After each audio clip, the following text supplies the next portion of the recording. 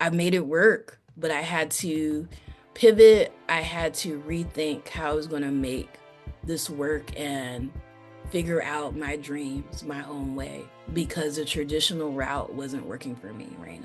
Then one day I stood up and I said, I've been on this journey for this many months and I've gone on this many interviews. Everyone just like gasped. Mm. And I'm like, I've done everything each one of y'all said, and I still don't have a job. So what else can you tell me? Because what you're saying doesn't factor in that I'm different. But we don't get those opportunities.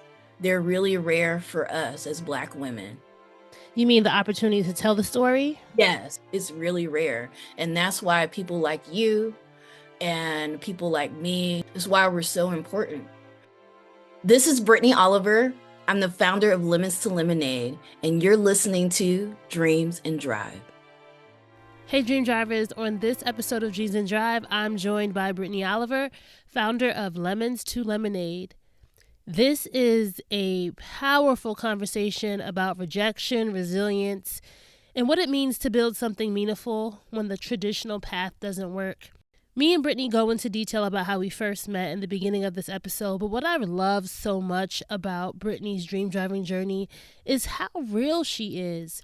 She talks about what it was like facing over 100 job rejections, when she realized she couldn't wait for permission to succeed, and why she decided to create the community she wished existed, one that was rooted in access, support, and real connection for professionals of color. Some other things that we talk about in this episode include navigating racism and cultural barriers in corporate spaces, turning rejection into opportunity, what real community actually looks like, building impact without millions of followers, what it's like to create inclusive spaces in niche cities like Nashville, Tennessee.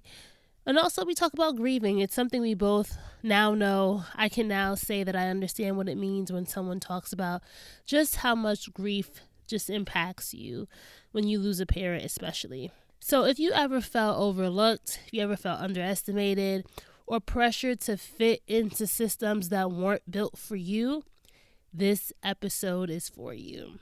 Before we hear from Brittney, please, guys, make sure you're following us on social at Dreams and Drive and join our email community at dreamsanddrive.com/join to get all the latest updates from Dreams and Drive delivered to you straight to your email inbox. All right, let's hear from Brittney. Hi, Brittney. Welcome to Dreams and Drive. I can't believe it's been like 10 years and you haven't been on the show yet. But, things happen when they're supposed to happen. Yes, yes, this was right on time. Right on time. I was trying to rack my head around how we met. And God forgive me, I could not remember the name of the lady who connected us. Do you remember how we met? We both worked for this woman who lived in Harlem. And she told me that I needed to meet you or something. And then we met randomly at an event. I think her name was like Renee. She was a publicist or It was a some. publicist. Do you know who I'm talking about? I do, but I don't know She why was an I thought, eccentric older woman who was like really fit, was used to walk everywhere, and was really involved in the New York City PR circles. but so when you first mentioned that, I was thinking you were going to say Gabby. Oh, Gabby. Gabby, Well, Gambrell now? yeah, I'm sorry. Yes. No, it wasn't her. But I know who you're talking about because we did some type of healthcare event, right? In And we Harlem. were doing something for her. I don't remember. I'm like, am I getting old now? This is how I you don't know. remember her name, but we did do some work together. I can't even remember how I found her. Something tells me I looked at a Craigslist for an opportunity. Who knows? But The yes, too long don't read is when you're young in New York City, you meet people and you don't know how the relationship evolves over the years. But it's really been good to just, you invited me. I think I was like one of my first panels was a lemons to lemonade mixer back in the day, somewhere in Midtown at I don't know if it was linked, it was somewhere, but I felt so special being at that event. I felt like a big girl. So it's like we really have been doing this alongside each other for a long time. we have. Wow. Thanks for taking me back because we really have. And we were both just budding and hungry for our next chapter. And we crossed paths so many times and we rooted for each other, we supported each other, we showed up for each other. And I appreciate that because you don't find Mm. a lot in our little media bubble. And so, yes, it's been a journey, definitely, with our relationship.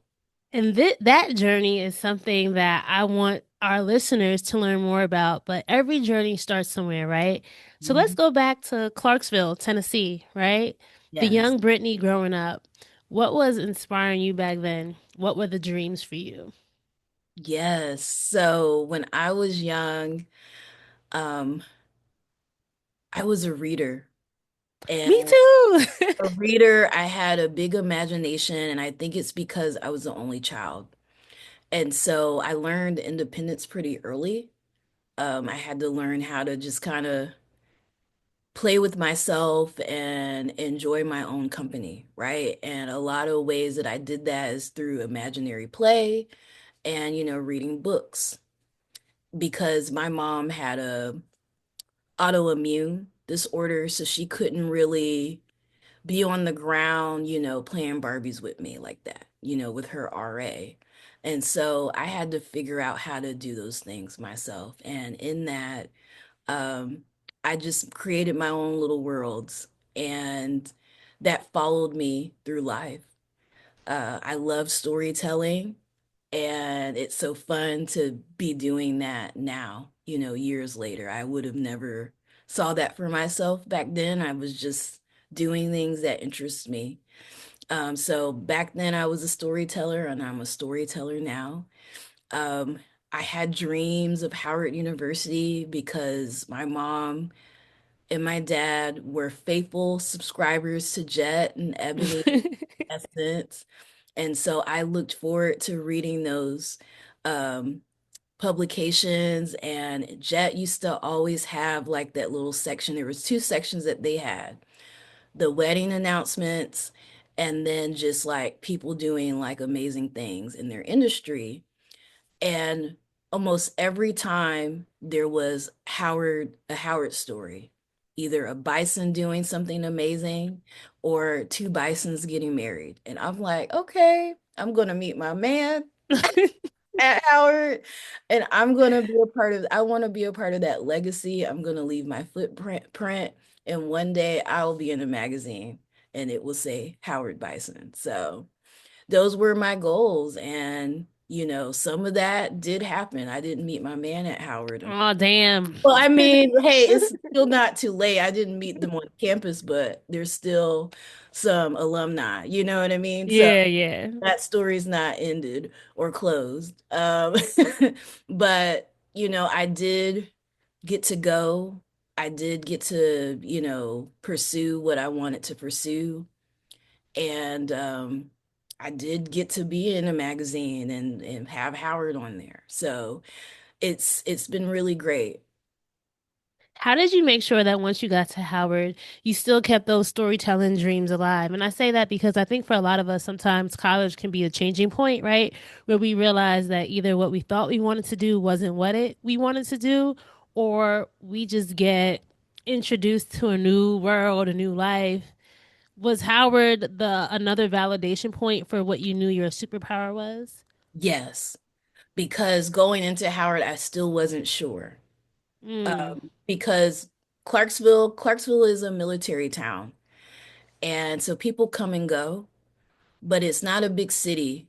And so there wasn't that many opportunities. There weren't that many opportunities to intern, and a lot of people weren't equipped with helping me navigate what I wanted to do. So I had to kind of research myself. And I remember in high school, I got connected to the communications officer for the county school system. And it was me asking her a lot of questions, but even her experience wasn't what I had thought PR would be or what I wanted it to look like for me. And so I knew that going to DC, being in a bigger city, I would be able to really, oh, and then learning from people who were actually practicing what I want to do, I knew that I would get a better sense of whether this was for me or not. Mm. Okay, well, I love that you share that.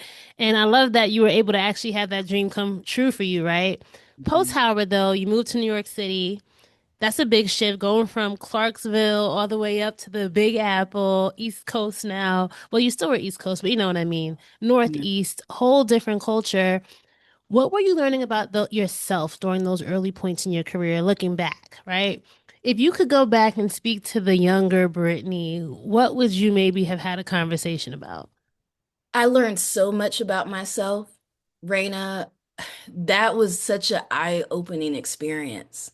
I thought, okay, DC is a smaller, manageable city, but New York is a beast.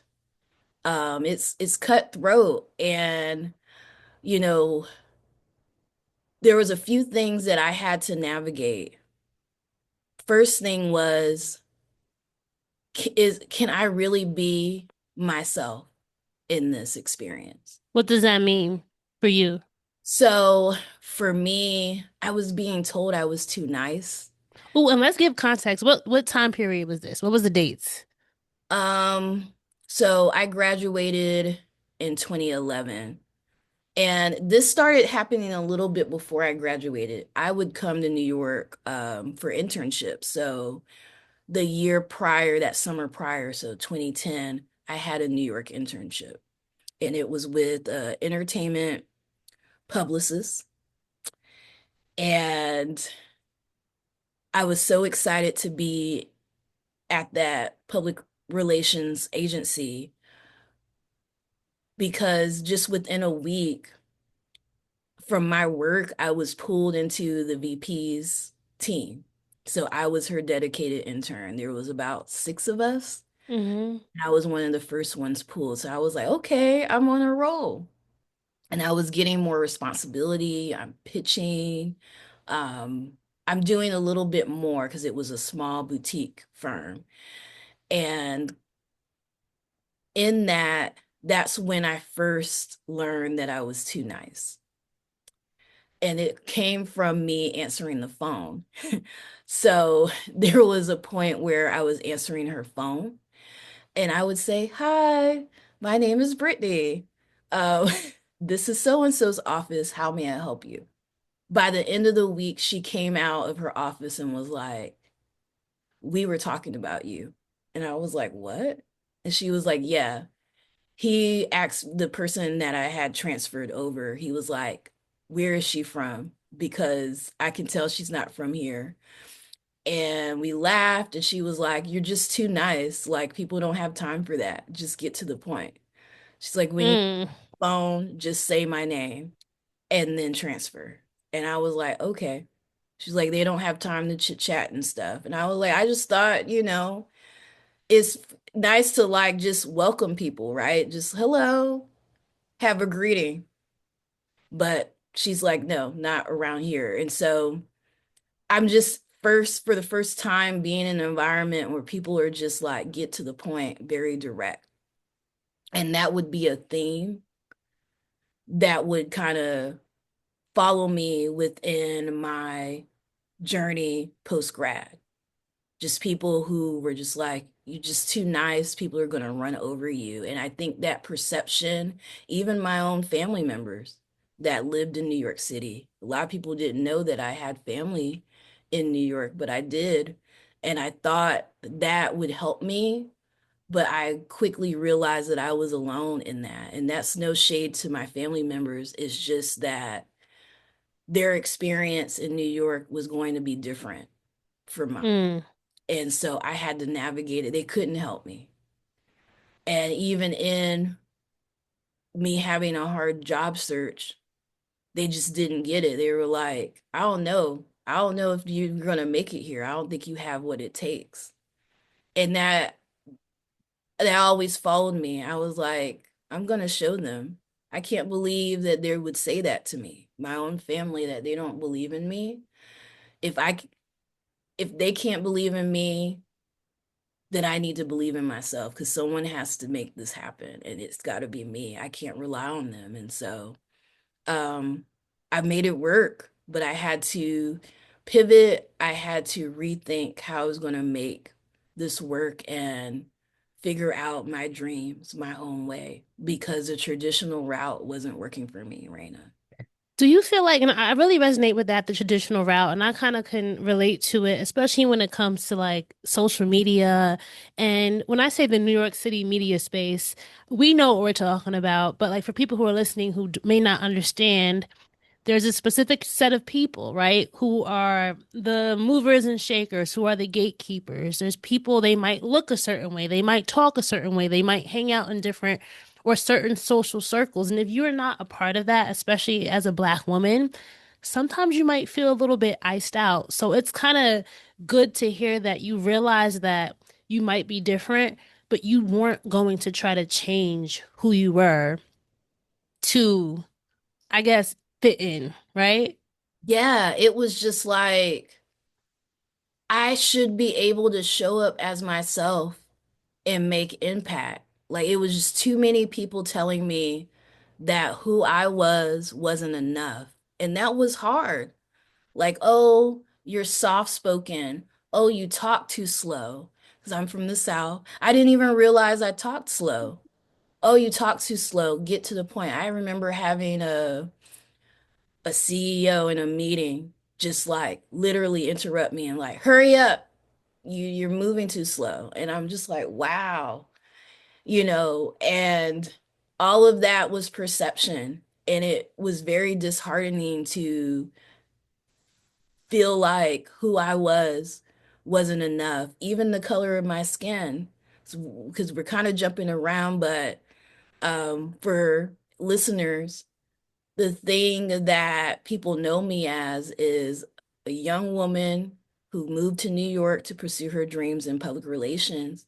And in 8 months, I went over 100 interviews to try to get a PR job. That was 100 times someone rejected me. And some of them, I always asked what the feedback would be, what Yeah. I've done better. Some of them don't respond, but a few did. And a lot of it was nepotism, right? Mm. So who you know, and you just referred to that, who you know matters. Another thing was happening was racism.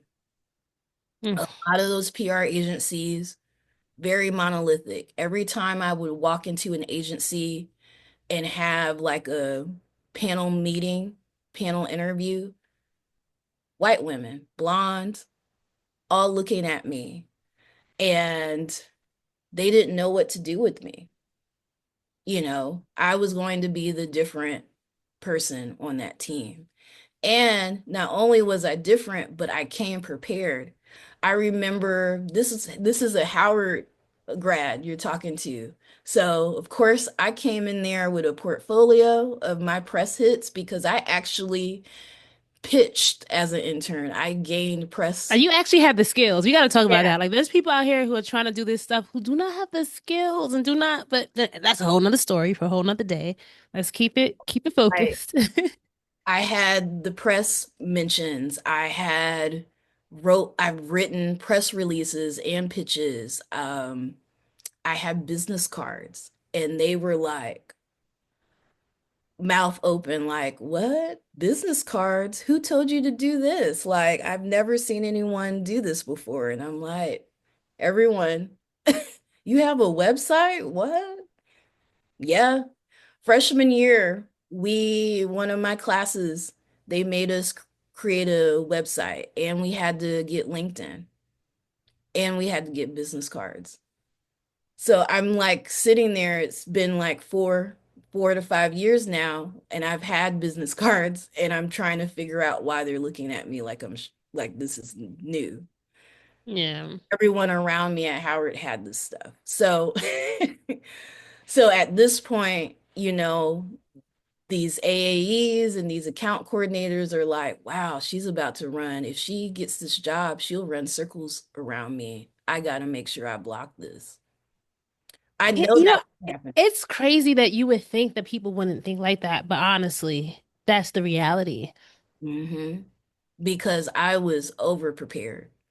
And it was crazy. I also would go on interviews. I was thinking about this the other day and be mistaken for, the staff. Yeah. I remember being escorted to the like waiting area, and there was like a kitchen right there. And they said, well, if you want to get up and get a snack or something to drink, feel free to do so. And so I got up to get some water. And in that brief time, someone's asking me about where is something and can you do this? And I'm like, I'm here for an interview. Oh, I'm so sorry. Oh, I'm so sorry. What did that do to your spirit?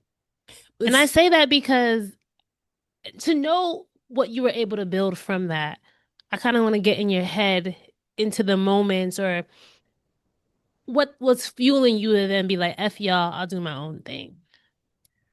um it made me really sad. Like this was what everyone was talking about that I hadn't experienced yet. And it blew my mind because I'm supposed to be in New York City, a place that's supposed to be progressive and place where Black people can thrive, you know what I mean?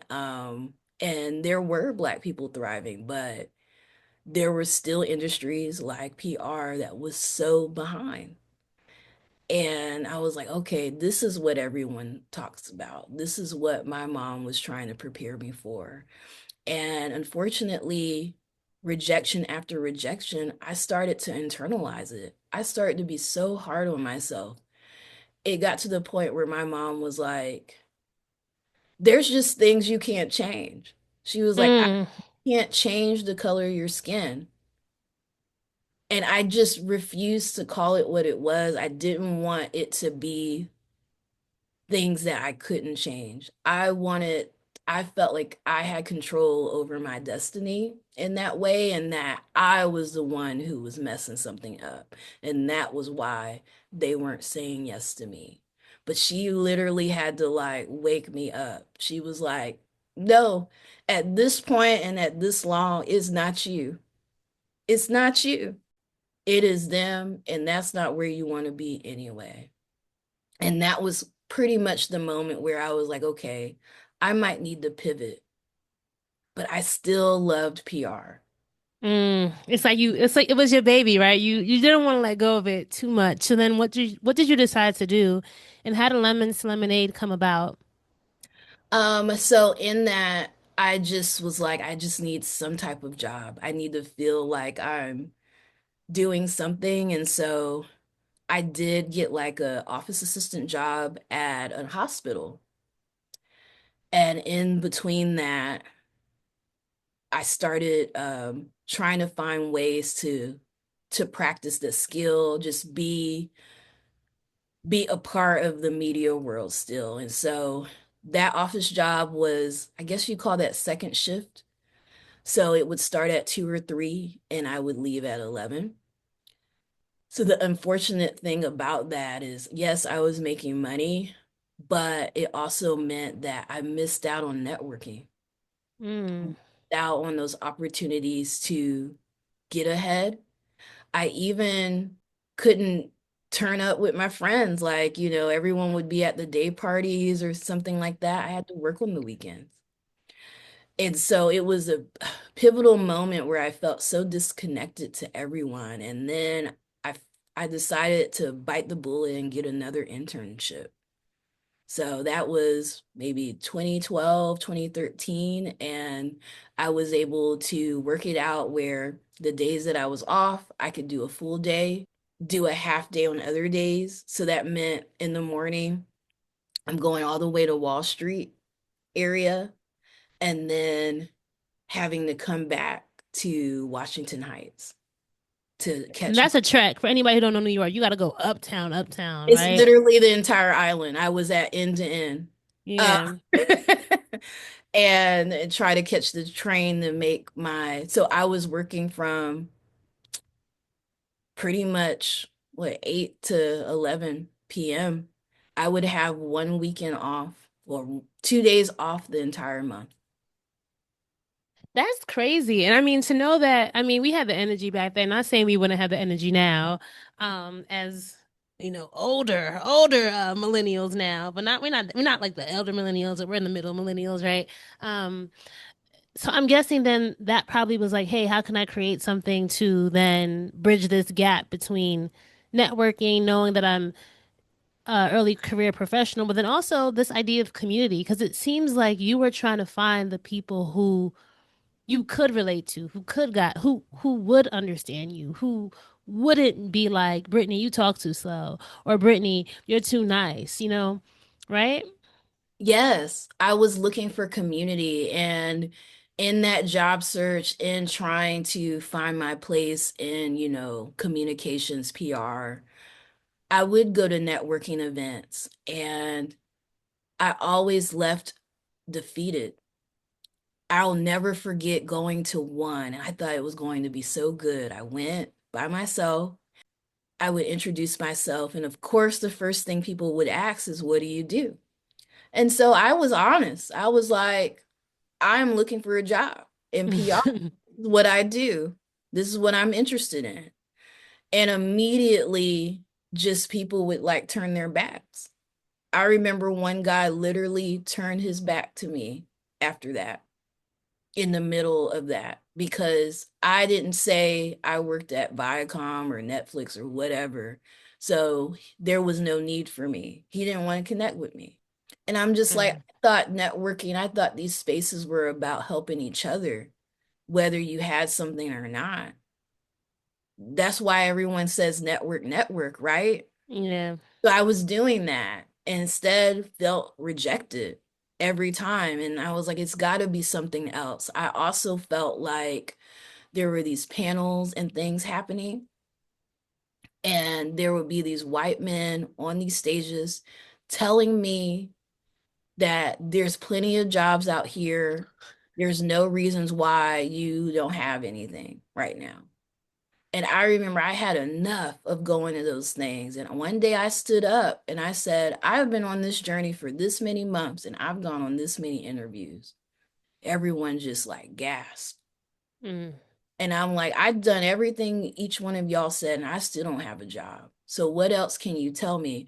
Because what you're saying doesn't factor in racism. It doesn't factor in that I'm different, that I'm not already well connected. No one can get me in the door. I'm having to build these relationships by myself. And they didn't know. And then they were like, let's talk after the panel. Don't you hate that? They Find didn't me after this. me. Yeah. No, I don't want to find you. So it was really frustrating. It was really, really frustrating. And so I did eventually get a PR job. And in that job, I quickly learned that I was killing it though, but I learned that I don't know if this is for me. There's something else that I really enjoy. It's the storytelling part, but I want to tell stories, but this can't be the way I do it. And I got laid off.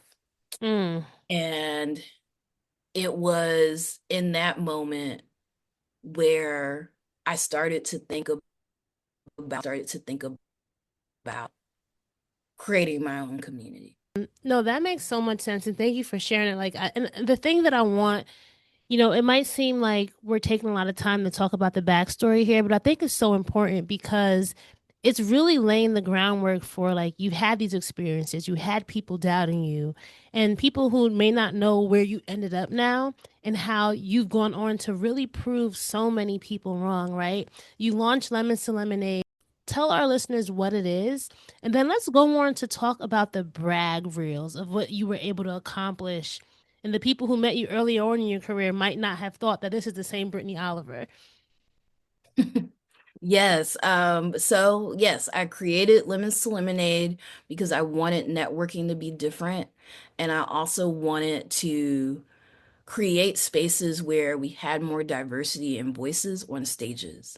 Mm. And so Lemons And this was like ahead of its time. I want to say not ahead of its time, but I remember being like, this is the 2016-ish area, right? Like this Yes, this time June frame. 2016, I Oh held wait. So We're so, happy 10 years, because I'm and also January 2016 with Dreams and Drive. no, I remember you posting that on Threads, and I was like, wow, we really are in the 10-year uh group. And it's a few of us that started in 2016.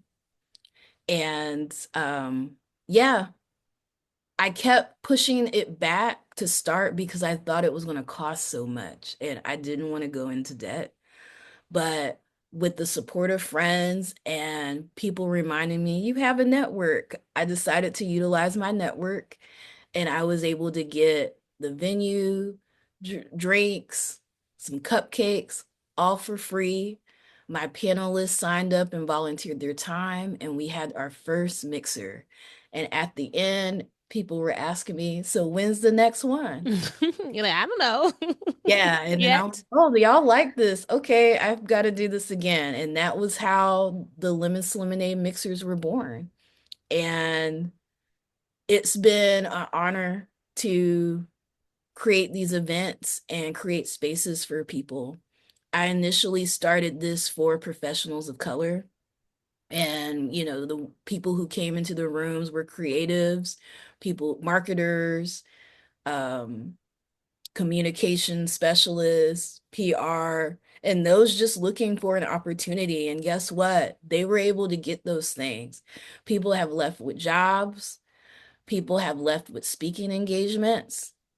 People have left with their first paying client because there were a lot of people, corporate professionals around that time starting to decide that they wanted to leave corporate America and become entrepreneurs. I think around that time was the era of entrepreneurship and side hustle. And so I'll never forget there was a guy who wanted to be a photographer and he met his first client there. And now he's doing, I'll say his name, Mark Clennon. Now he's doing campaigns for Netflix and Yo, doing that is cover so stories. He got crazy. his first client at the first Lemons Lemonade mixer. And then I had him on a panel maybe like the following year or so. And he sat on that stage and told everyone he quit his job that day. What? Hmm. And now look at him. He's like such a success story for me. I just smile every time I see him because I just remember all of those things, where he started and where he is now. And that's what I think is so powerful about like you never know where you're gonna end up, right? Sometimes you have to go through the bad to get to the good. And in that going through, there's so much that you're learning about yourself, your potential, and you're also just building out the experience because of all the things you were doing. You knew how to put on a killer event. You were building your network, right? Through all the trials and errors of networking and all that stuff. Like it's at least to my end, it seemed like you didn't have to beg people to be on your panels. People wanted to come, right? When you reached out to me, I was like, yeah, girl, we gonna make this happen. I'll come out to New York. Just tell me where. Like, you knew that you were creating high quality experiences and you were building real community. And that's something that we were talking about in prepping for this conversation is how much this idea of community has changed. I'm gonna put my camera back on for this. Hopefully, I don't glitch anymore. What's your take now on the idea of community and how much it has changed, especially for creators, people who are trying to navigate relationships and building themselves, building their careers? So I know you have an interesting take on this. Yes. So community has changed so much. The thing is that because of what's happening in society right now, we need it more than ever. It's Mm. vital. But at the same time, we have lost the plot of what it means to be in community. And a lot of this is rooted in, oh, I hate to be that person, but capitalism, marketing. It is being co-opted by corporations. And as it's being co-opted, it's the trickle down effect for that. And so because of that, There's this year, you're going to see so many people, quote unquote, create community, but they're really not creating community. Community has become a buzzword now. And so, what you're going to see people doing is they're creating niche audiences. Audiences, being a fan, is not community.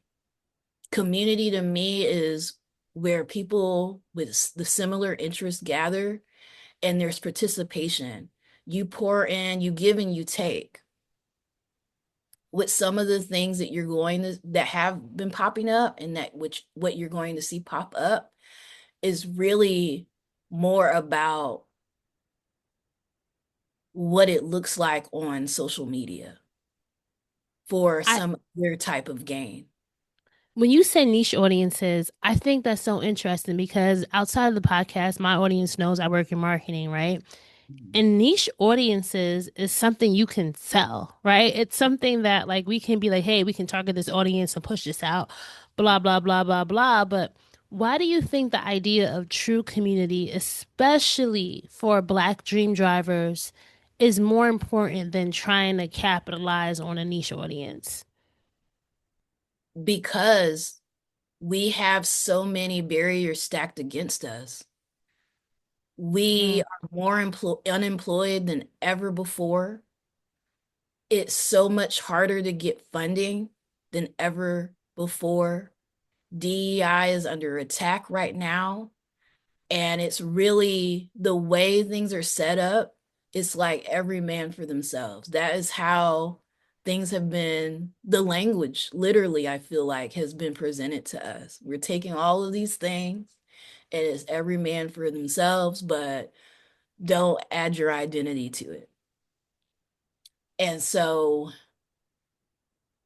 all of that is just like a bowl or a pot of just chaos and oftentimes despair for a lot of people. We need each other to feel like we're seen, to feel supported despite all of things that are happening. And we also need examples of people thriving despite the challenges too. And the What way, do you mean when you say that? so this is a media thing, but right now in media, anytime you go and see a viral article about the state of like Black entrepreneurship or the state of Black corporate America professionals, is always just so negative. It's always like, you know, less than 1% of people are getting funding and this many people, it's just always just trauma filled and very discouraging. And it's always pushed out, it always goes viral, everyone circulates it, and for days people are talking about it and what needs to happen. But there's never we hardly see people, there's a few people, despite all of that happening, who have been able to still find success and still thrive and still scale their business, still have funding, still climb the corporate ladder. And we don't get to see that enough because we're told that those stories are too niche, they're not exciting enough, that we don't want to read them. And I'm saying this because I'm a freelance writer who used to write a lot about career work money, and I don't write a lot of it now because I was the one pitching those stories and I kept getting told those things. But if And I, isn't that crazy? Like, and those are the things I think like we need to. I think our culture now is so obsessed with virality and what's fast, what's hot, that we've lost the long-term lens. You know what I mean? It's like it's not about what's hot, it's about what's going to last and what are the skill sets that we need to have or what's the oh, bigger picture. And it's just not what sells. Bigger picture doesn't sell anymore. Like those true stories of like true not saying I'm saying success in quotations, right? But success doesn't always have to equate with trauma. yeah, or you know what I mean? Mhm. Mm-hmm. And I think we need to see those things. And we also need to see and read stories of people, even if there's some obstacle, this is how they figured it out. But we don't get those opportunities. They're really rare for us as Black women. You mean the opportunity to tell the story? Yes, to tell those stories, to be featured, to tell our stories. It's really rare. And that's why people like you and people like me who create these panels and things like that. That's why we're so important because we create those platforms for people to talk about those things. Can I be real with you, Brittney? And maybe, I don't know if you ever feel like this.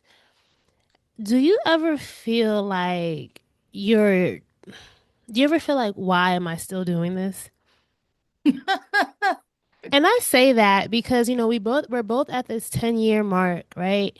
And we've done a lot. Like think about, I think in your bio you said you've now had over like 7,000 attendees across your events. You do you know how many events you've put on? Because in 10 years you've probably done a lot, right? Like you Yeah. have touched so many sectors, so many people, influenced so many lives. And in 2026 standards, right? You might not necessarily be deemed successful in the eyes of the public, right? Like you're not this huge social media influencer. You might not be working with this brand publicly, but like behind the scenes, you're that girl. How do you kind of navigate like not getting caught up in the what am I trying to say? Like in the validation of the external world. Do you get what I'm trying to say here? Yeah. Yeah. And I'm not gonna lie, I have had those moments where it's like, why am I not being seen? Why am I not featured in the list? Why not me? Because I've been doing it. I won't lie. But then I try to remember my North Star and who I do this for. Mm, And that's what keeps me going. And another thing that keeps me going is that this fills my cup, this work fills my cup just as much as it might fill someone who attends the events. It fills me. Like when I don't do this type of work, it I'm off. I'm not me. I have mm. to do it. And so they always say do stuff that if you could do it for free, you would do it. Like this is what that is because I have done it for free.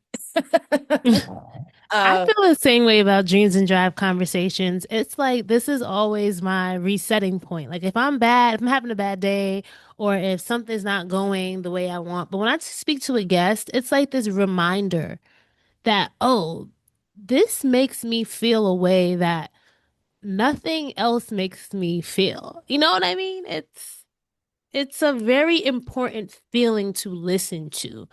And I think like we don't know. We're only in year 10 of our journey.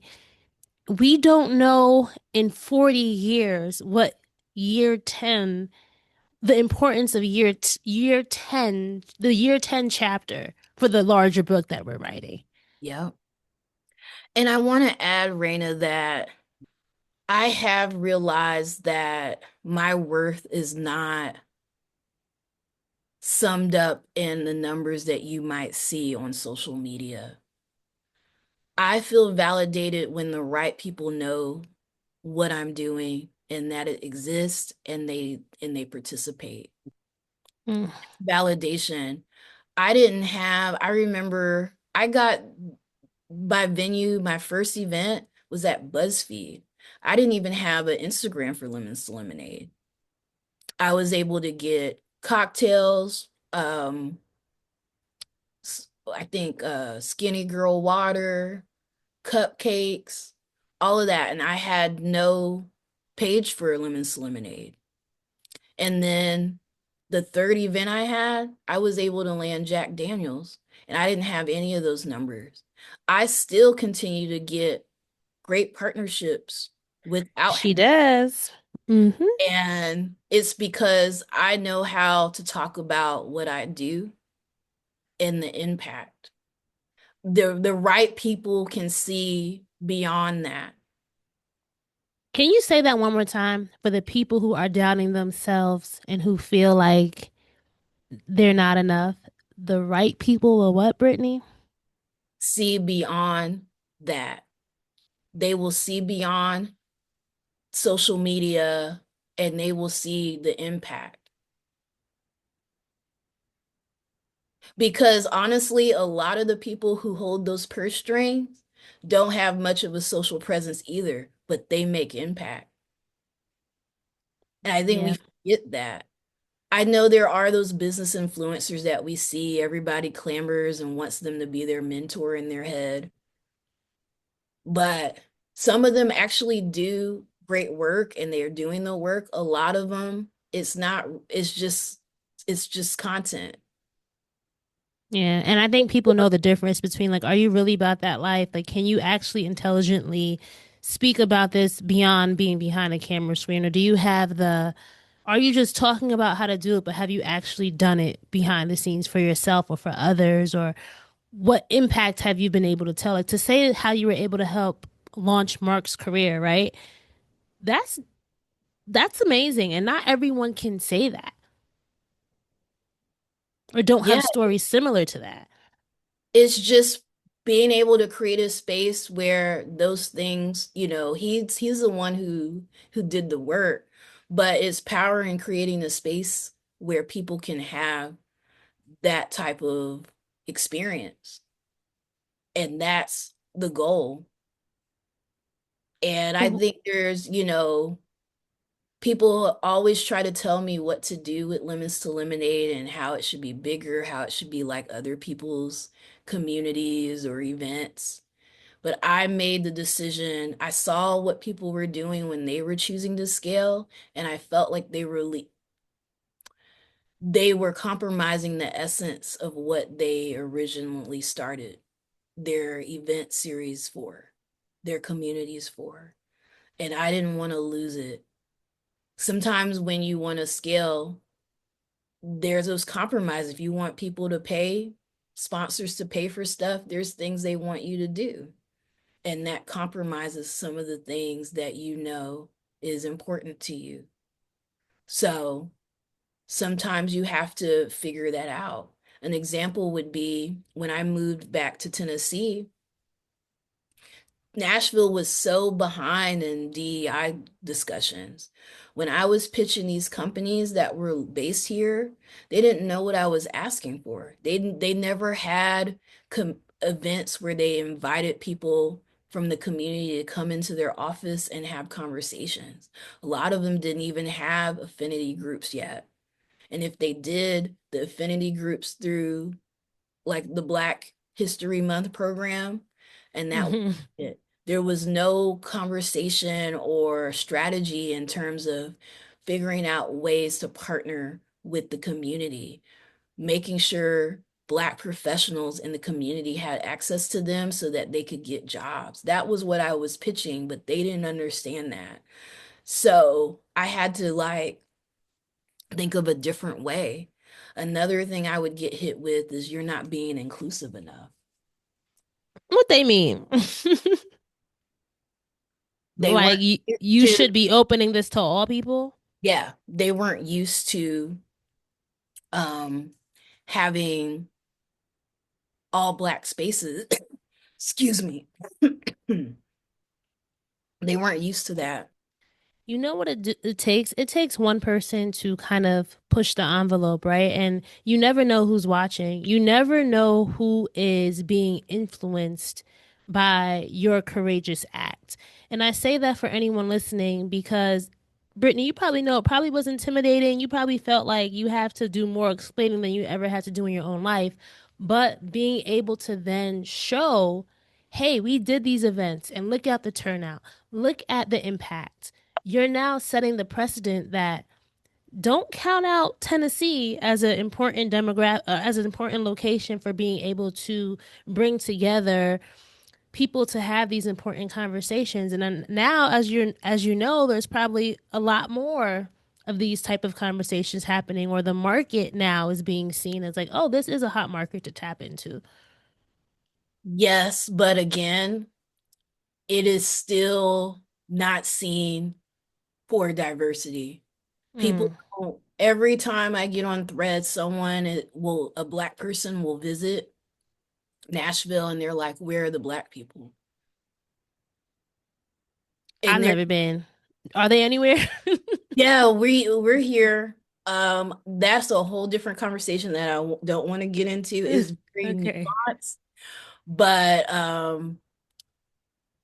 the city's not marketed with its diversity as front and center. It's just marketed for Bachelorette and Music City, even though that name came from the Fisk singers.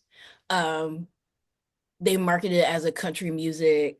They market it to white people and they leave us out of the conversation. That's why, as a writer who pivoted to travel, it was important for me to write some guides that talked about what to do, what to see as a Black person visiting Nashville, because none of that existed. And so it's a long story with what's happening in Nashville, but because of that, it is a hot market, but we are still being left out as Black professionals in terms of the people who are coming in and investing in the city. Even with the creators, we have a lot of those brands come in and do creator events and dinners, and they'll buy out a suite at a show, but you rarely see enough Black creators in those rooms. Mm. So they have a long ways to go, this city. I kind of want to go and do a full circle moment, right? Reflecting on the name Lemons to Lemonade. How has that theme followed you and where is it taking you? Mm. Lemons to Lemonade started from a friend reminding me that my difficult job search was a lemon that I would eventually turn into something sweet. And it became my motto, my mantra as I continued to just work through different lemons that came my way, whether it was navigating corporate America, navigating creating my own event series, and fighting to be seen and respected in that space. Um, as a freelance writer, wanting to tell our stories outside of our publications because our stories mattered everywhere. And then to navigating health challenges and grief. Mm. So there's pivotal moments where lemons have come my way and I've been able to squeeze.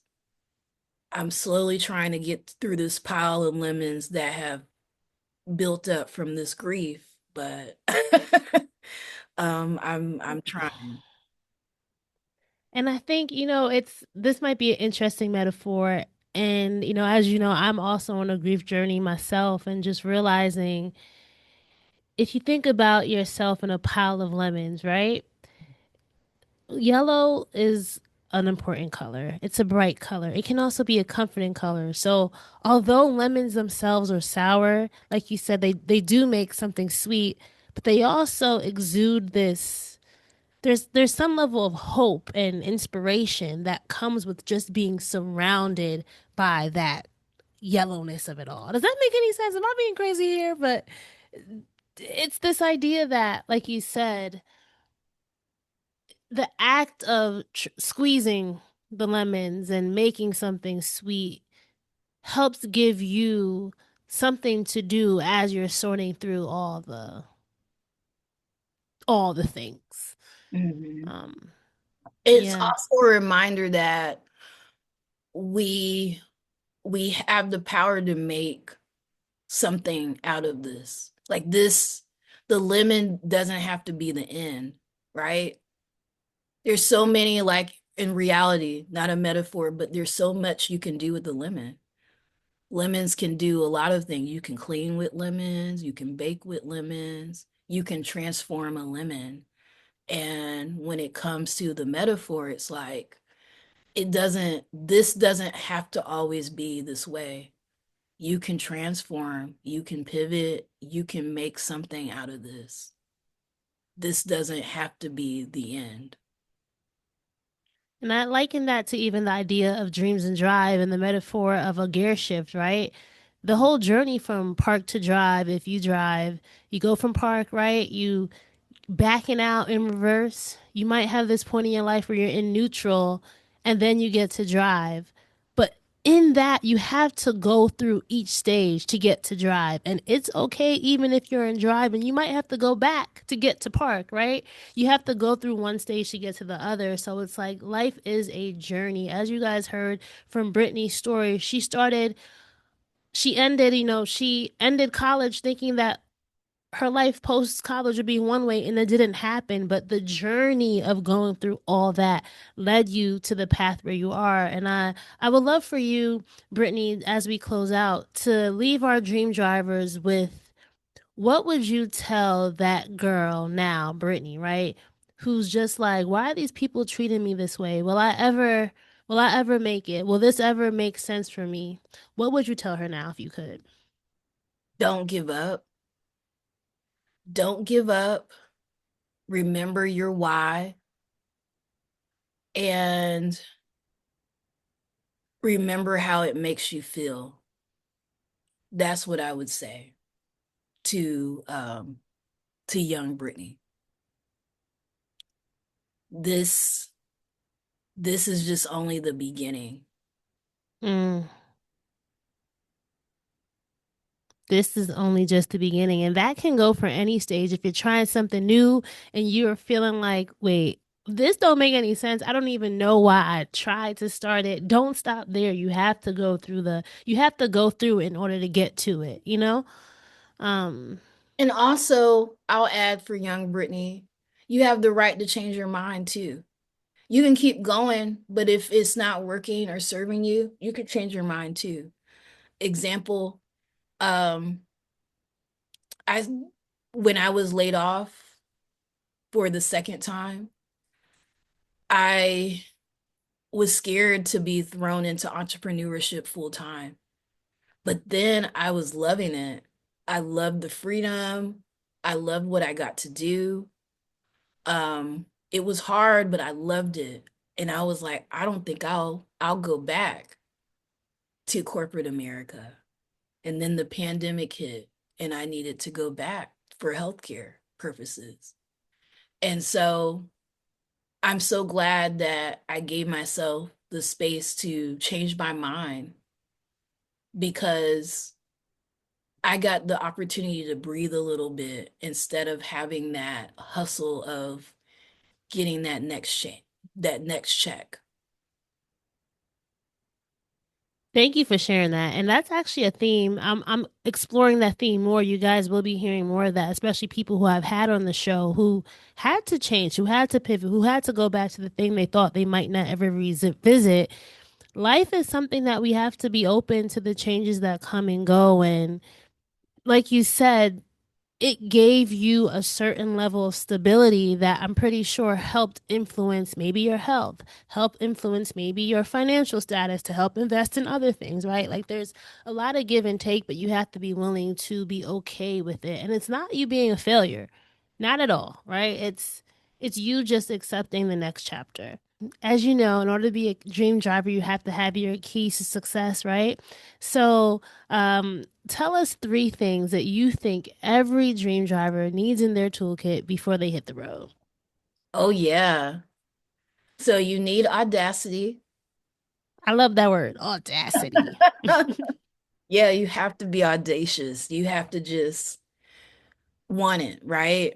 Um, you also need to be resilient because there's always a detour. that will get you on a different path, but you can always get back on the path that you wanted or be open to seeing a new path. So that would be the third, openness. Mm-hmm. I love a plan B. I feel like my life has been a plan B. And so be open to plan B, be open to that fork in the road that gives you another option, because sometimes you'll walk in that door and God will amaze you. He will blow your mind and you'll love something that you didn't expect that you would love. And so be open to taking that different path. Thank you so much, Brittney. Can you tell our dream drivers where they can connect with you, where they can follow, where they can sign up to be at your next event? Let us know those details. Yes. So you can follow along at www.l2lmixer.com, and the two is a number two, or BrittneyOliver.com. You can also subscribe to our newsletter, and you can subscribe via one of those websites or the link on my Instagram bio. So Instagram at BS Oliver, Instagram lemons underscore numerical two underscore lemonade. And those are in LinkedIn, of course, Brittney Oliver, LinkedIn. And you can find me there and find out what's new with Lemons to Lemonade. And if we're coming to your city, I'm excited about 10 years. I already have some things locked down to return to New York for our 10-year. It's been a while, New York, since I've activated, and I can't wait. I'm excited for you. And as I said at the beginning, you have been an early inspiration for me. You have been an early believer, knowing that someone's seeing what you do. And whenever we run into each other, at events or in the city, like I've always rooting for you. You've always been such a genuine spirit. So I just want to say thank you, Brittney. I'm sending you a virtual hug. And I'm so happy that we were able to connect and that our dream drivers were able to hear the power of your dream driving story. Thank you. And thank you for having me on Dreams and Drive. I've been listening for years now, so it's nice to be a guest and be able to share. Yes, you'll forever go down the Dreams and Drive archive, right? When Yeah. they're digging through the clouds in like 20,000 years, they'll be like, "What's this Dreams and Drive, Brittney Oliver?" And I'd be like, "You heard it first."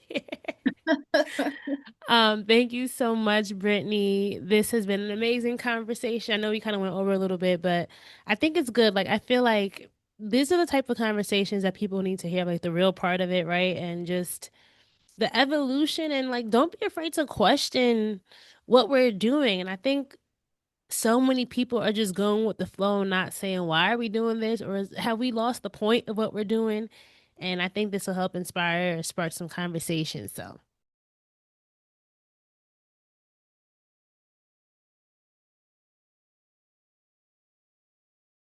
all right, so that's the wrap for this episode of Dreams and Drive. I hope you enjoyed our guest's dream driving journey as well as listening to their keys to success.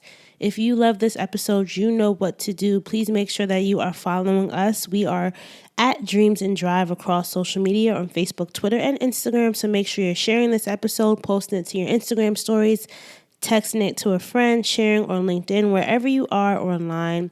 Just pay this forward and share this with somebody. We really appreciate it. And all the sharing that you do helps us grow our community. If you want to join our email newsletter, The Keys, and get weekly updates delivered to your inbox, just go to dreamsanddrive.com/join. That's dreamsanddrive.com/join. And lastly, if you know somebody who would be great for this show, or if you are someone who would be great for this show, please go to dreamsanddrive.com/pitch. I'm always accepting new guests. I'm always accepting new pitches. So I love to see those pitch requests coming in. Keep dreaming, keep driving, and we'll chat again in the next episode. Bye, guys.